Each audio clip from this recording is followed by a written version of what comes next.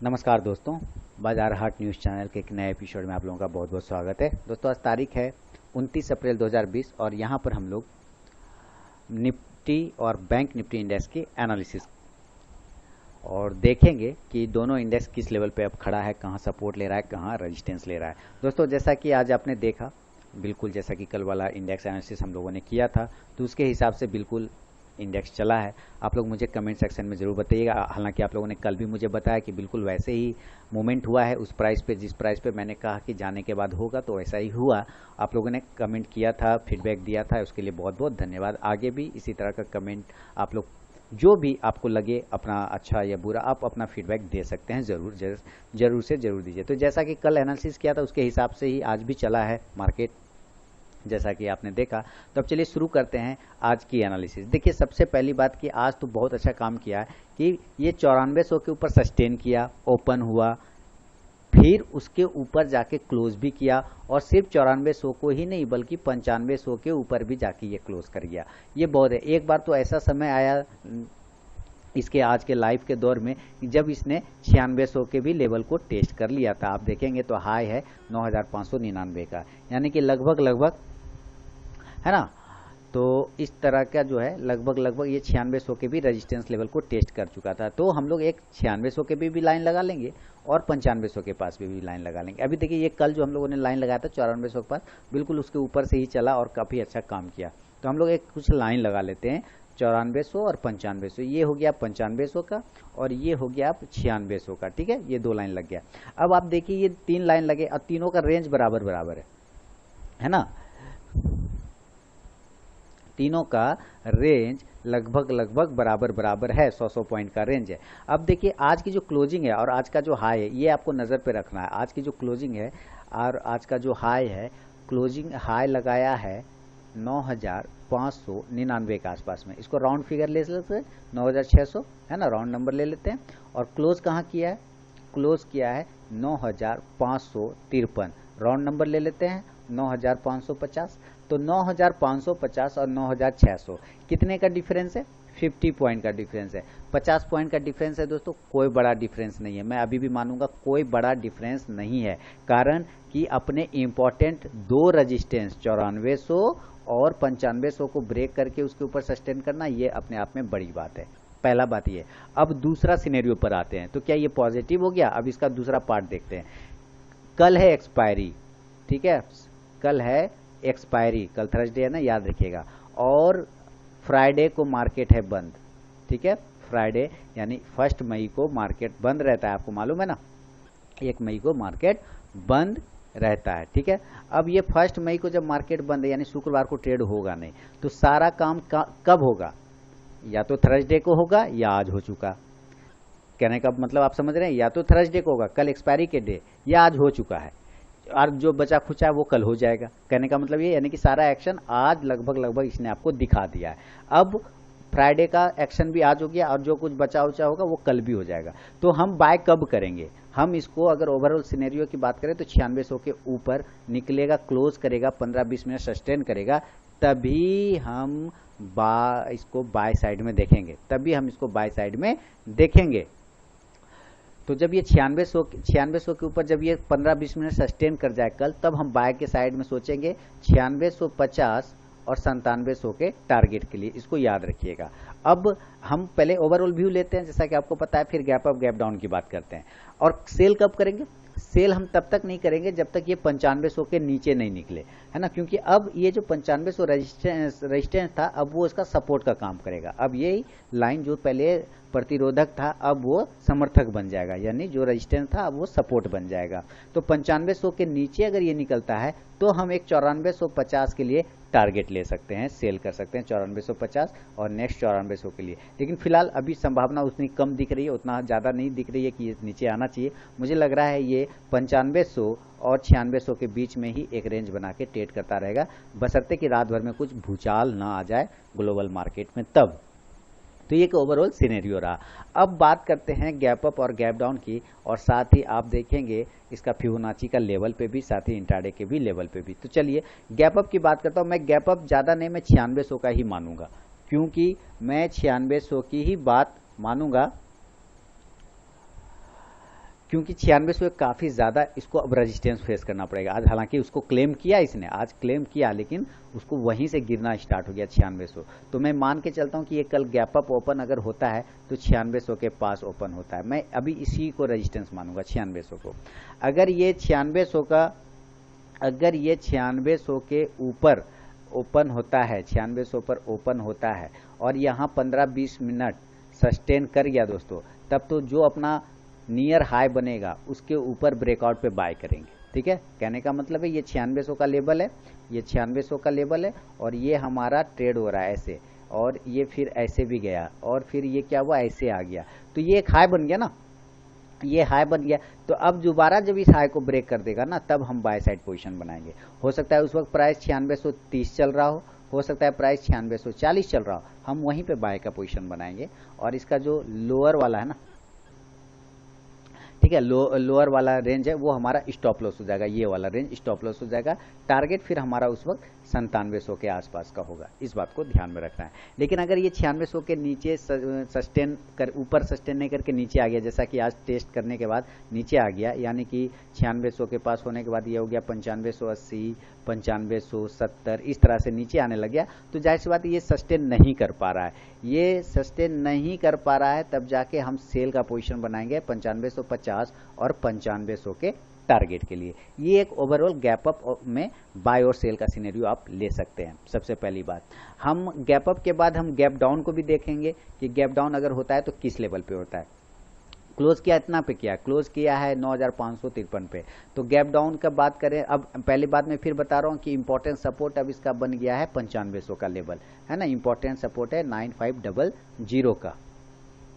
ठीक है, तो जब आप 9500 का लेवल इसका इंपॉर्टेंट सपोर्ट है, तो इसका मतलब अगर गैप डाउन ओपन होता है तो इसी के आसपास में कहीं ओपन होना चाहिए, इसके आसपास में। अगर इसको विध्वंस करके तोड़ देगा नीचे, तब तो वो वापस 9400 पे चला जाएगा। लेकिन मैं अभी 9500 के पास को ही देख पा रहा हूं कि ये अगर गैप डाउन होगा तो 9500 के आसपास ही ओपन होगा।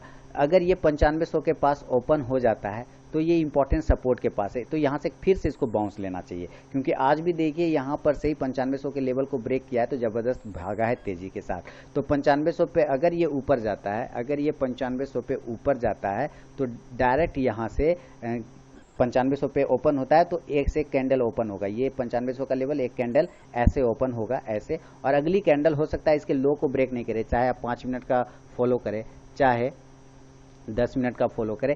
पहली कैंडल का अगर लो नहीं करता है और यहीं से ये बाउंस कर जाता है तो ये बाय का सिग्नल होता है। फिर यहाँ पे हम बाय का पोजीशन बनाएंगे 9550 और 9600 के टारगेट के लिए, याद रखिएगा इस बात को। लेकिन अगर ये जरा सा भी 9500 को हिला देता है नीचे की साइड में, अगर ये 9500 को नीचे की साइड में हिला देता है तो हम सेल का पोजीशन बनाएंगे, यानी कि 9480 आ जाता है, 9470 आ जाता है, तो इसका मतलब है ये 9400 के लेवल को भी टेस्ट कर सकता है। तो फिर हम यहाँ पर सेल करेंगे, 9400 का टारगेट होगा। ठीक है, 9470, 9460, इसका मतलब सेल का पोजीशन बनेगा 9400 के टारगेट के लिए। ये इंपॉर्टेंट फिर दूसरा सपोर्ट के पास आ जाएगा, 9400 का जो इंपॉर्टेंट सपोर्ट है वहां आ जाएगा। अभी देखिए ये हो गया गैप डाउन की भी बात। अभी जरा इसका हम लोग आज फिबोनाची लगाना इंपॉर्टेंट है, क्योंकि इसने 2 रेजिस्टेंस लेवल को ब्रेक किया हुआ है, तो हम लोग यहाँ पे देखेंगे 2 रेजिस्टेंस लेवल ब्रेक किया, हम लोग फिबोनाची लगा लेते हैं। चलिए तो हम लोग यहाँ पे फिबोनाची का लेवल लगाते हैं। ये लगाया इस हाई से यहाँ, ठीक है, लो को लगा लिया। अब हम लोग क्या देख रहे हैं इसका लेवल, कि इसने 0.382 को जो ब्रेक नहीं कर पा रहा था इतने दिनों से, जो मैं बता रहा था, उसको ब्रेक कर गया और उसके ऊपर क्लोज भी कर गया। तो अब इंपॉर्टेंट यही लेवल हमारा सपोर्ट का काम करेगा, 9378, राउंड नंबर की बात करें तो 9400 इंपॉर्टेंट सपोर्ट का काम करेगा। इसके नीचे जब तक नहीं आएगा हम सेल नहीं करेंगे। और अब हमारे पास जो ये लेवल निकला है वो कितने का, 10,000 का लेवल निकला है, क्योंकि मैंने बोला भी था कि 9400 के ऊपर 2-3 दिन कंटिन्यू सस्टेन करेगा तो 10,000 का लेवल खुलेगा। अब ये 10,000 का लेवल खुला है, लेकिन अब ये एक कैंडल से हम अंदाजा नहीं लगा सकते, हमें इसके ऊपर अभी बहुत सारे लेवल पार करने होंगे। 9600 का एक तो नॉर्मल है, उसके बाद 9700 9800, ये दो लेवल जो है ना यहाँ पे, ये वाला जो कैंडल देख रहे हैं बहुत डेंजर है। ये लेवल लगभग जो आपका कैंडल आएगा ना वो 9700 के आसपास का बहुत डेंजर है, और 9800, उसके बाद 10,000 का रास्ता साफ हो जाएगा। और ये ही कैंडल बनी थी, आप देखिए बड़ी कैंडल, उसके बाद फिर भयंकर गिरावट आई थी। यानी हम अब 10,000 के रेंज में आ चुके हैं, 10,000 के रेंज में हम आ जरूर चुके हैं, लेकिन इस एक कैंडल के नज़रिए से नहीं ले सकते। हमें यहाँ पे सस्टेन कितना दिन कर पाते हैं, कितना दिन वेट कर पाते हैं, ये इंपॉर्टेंट है। तो फिबोनाची का लेवल बता रहा है क्या, अब हमारे लिए 9400 इंपॉर्टेंट सपोर्ट है, और ऊपर 10,000 का अगला रेजिस्टेंस बनेगा फिबोनाची के हिसाब से। तो ये हो गया फिबोनाची का लेवल। अब चलिए जरा हम लोग इंट्राडे का चार्ट लगाते हैं और देखते हैं इंट्राडे के बिहाफ में क्या कर रहा है। चलिए, तो ये निफ्टी का दोस्तों 15 मिनट का चार्ट है। 15 मिनट के चार्ट पे आप देखिए 2-3 कैंडल नीचे, उसके बाद सीधा से यहाँ पे है एक कैंडल, उसके बाद जैसे उसके हाई को ब्रेक किया वो सस्टेन कर लिया। यही चीज़ मैं कहता हूँ ये ट्रैप किया जाता है। कैसे ट्रैप करते हैं लोग, यहीं पे ट्रैप होते हैं। देखिए एक कैंडल बनी और दूसरी कैंडल बनी, फिर एक रेड कैंडल बना के नीचे। हमें यहाँ पे काम ही नहीं करना, हमें इसके ऊपर काम करना होता है। इसलिए मैं हमेशा ऐसे ऐसे बताता हूँ आपको कि जब ऐसे ऐसे जाके वापस ब्रेक करे तभी। अब देखिए इस कंप्लीट ऊपर की तरफ में गया, वन वे रैली दिखाया और वन वे रैली के हिसाब से ऊपर गया। तो यहाँ पर से अब ये इंपॉर्टेंट लेवल है, यहाँ पे सपोर्ट ले रहा है, यानी कि 9520 के आसपास का। अगर ये 9500 को नीचे की साइड में ब्रेक करता है तो सेल का लेवल 9450 और 9400 के लिए हम लोग ट्राई करेंगे। लेकिन अगर यहाँ से ये बाउंस करता है 9560 को ऊपर की साइड में ब्रेक करता है, या मैं ऊपर की बात करूंगा तो 9600 ज़्यादा 9600 को ब्रेक करेगा तो 9650 और 9700 के लिए हम वेट कर सकते हैं। इसको भी ध्यान में रखिएगा दोस्तों। तो ये था निफ्टी का एनालिसिस दोस्तों। अब हम लोग इसके बाद बैंक निफ्टी का एनालिसिस करेंगे। चलिए इसको डेली का चार्ट करते हैं और बैंक निफ्टी का चार्ट लगाते हैं यहाँ पर हम लोग सिंपल। चलिए बैंक निफ्टी भी ने भी शानदार परफॉर्मेंस किया है, 2% पॉजिटिव क्लोज हुआ है, यानी कि 420 पॉइंट पॉजिटिव क्लोज हुआ है। और अपना इंपॉर्टेंट रेजिस्टेंस लेवल जो 21,000 है उसको इसने सक्सेसफुली क्लेम किया है। मैं इसमें क्लेम का वर्ड यूज़ करूंगा। क्लोज कहाँ किया है, 21,090 के पास में क्लोज कहाँ किया है, 21,090 के पास में। राउंड नंबर ले लेते हैं 21,100, ठीक है। तो 21,100 पे क्लेम ये किया, लेकिन इसके ऊपर क्लोज नहीं किया है ना। एक बार ये क्लेम कर, इसके ऊपर क्लोज कर दे तो मजा आ जाए, लेकिन मुझे क्लोजिंग चाहिए इस कैंडल के ऊपर। और देखिए उसको ये ब्रेक नहीं कर पा रहा है। आप ध्यान दे रहे हैं, अगर इस कैंडल का हाई हम लोग लेके चलें तो कितना आ रहा है, 21,462। राउंड नंबर की बात करें तो 21,500, ठीक है। तो अब ये 21,100 के ऊपर अगर ये ट्रेड करता है, देखिएगा अगर 21,100 के ऊपर अगर ये ट्रेड करता है तो ये एक बार 21,350 के लेवल को टेस्ट करेगा। लेकिन मैं तब भी इसको पॉजिटिव नहीं मान के चलूंगा, मैं पॉजिटिव मानूंगा इसको 21,450 या 21,500। 21,500 अभी इंपॉर्टेंट रेजिस्टेंस लेवल निकल के आ रहा है। आप देख रहे हैं यहाँ से कितना ज़्यादा वीक है, बहुत बड़ा वीक्स है, वहीं से ये गिरा है नीचे। तो इसका मतलब है यहाँ पर आने के बाद फिर एक बार गिरना चाहिए। तो मैं 21,500 के ऊपर पोजीशन बनाने का नज़र रखता हूँ, इस कि 21,500 के ऊपर निकलेगा तो भी पोजीशन बना सकते हैं। लेकिन कल क्या हो सकता है रिसेंटली, अगर कल ये 21,100 के ऊपर निकलता है तो दो कंडीशन होगा। सबसे पहले ये 21,300 की तरफ जाने की कोशिश करेगा, और अगर ये 21,350 के ऊपर निकलता है तो ये फिर 21,450 तक जाने की कोशिश करेगा बाय साइड में। ये आपको ध्यान रखिएगा। तो ये एक ओवरऑल सिनेरियो हम लोगों ने ले लिया है। अब सेल की बात कर लें। ओवरऑल सिनेरियो में जब बाय का बात हो गया चारों तरफ, तो सेल की भी बात कर लेते हैं। सेल हम तब तक नहीं करेंगे जब तक ये 21,000 के नीचे नहीं निकले, क्योंकि अब वही इंपॉर्टेंट सपोर्ट बन गया। 21,000 जो पहले इंपॉर्टेंट रेजिस्टेंस था, अब वो इंपॉर्टेंट सपोर्ट का काम करेगा। तो 21,000 के अगर नीचे निकलता है, सस्टेन करता है, तो हम फिर पोजीशन 20,500 के लिए पोजीशन बनाने के लिए एकदम रेडी हैं, टारगेट के लिए रेडी हैं। इस चीज़ को ध्यान में रखना है। गैप अप की बात करूं तो गैप अप में अभी मुझे ज़्यादा संभावना इसमें लग नहीं रहा है, क्योंकि बैंक निफ्टी के मुकाबले थोड़ा कमजोर है अभी भी। जब तक कि 21,450 को ये ब्रेक नहीं करे, 21,500 को जब तक ब्रेक नहीं करे, तो ज़्यादा ये पॉसिबिलिटी अभी नहीं दिखा सकता है। तो मैं इसमें ज़्यादा गैप अप और गैप डाउन की संभावना नहीं करूंगा। डायरेक्ट मैं इंट्राडे की चार्ट पे आ जाऊंगा। एक ओवरऑल तो बाय और सेल का लेवल बताया आपको। ओवरऑल बाय और सेल का लेवल बताया। अब ये हम डायरेक्ट इंट्राडे के चार्ट पे आ जाएंगे और इंट्राडे के चार्ट पे आने की बात, लेकिन फिर भी एक बार हम गैप अप की बात कर लेते हैं कि अगर ये गैप अप, क्योंकि अगर मार्केट है रात भर में कुछ भी हो गया तो कुछ भी हो सकता है ना।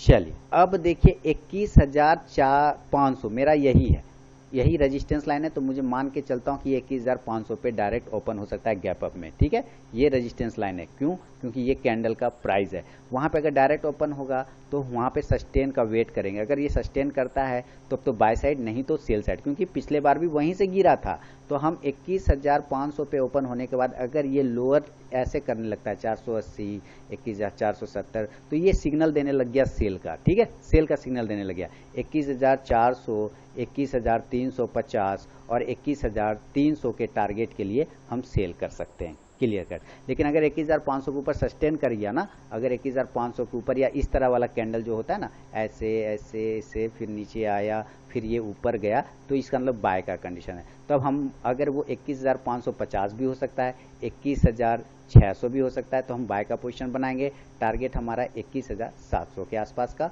और 21,800 भी हो सकता है।